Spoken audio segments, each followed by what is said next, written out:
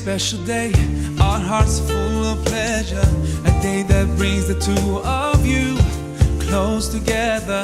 We're gathered here to celebrate a moment you'll always treasure. We ask Allah to make your love last forever. Let's raise our hands and make dua like the Prophet taught us. And with one voice, let's all say,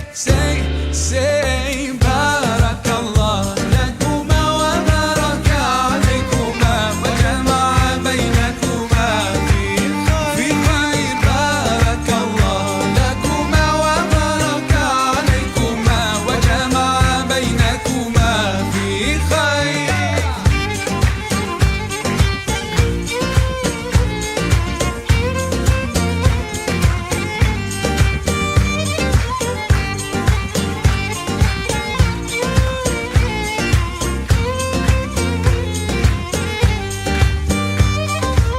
From now you'll share all your joys through hardships, support each other, together worshiping Allah, seeking His pleasure.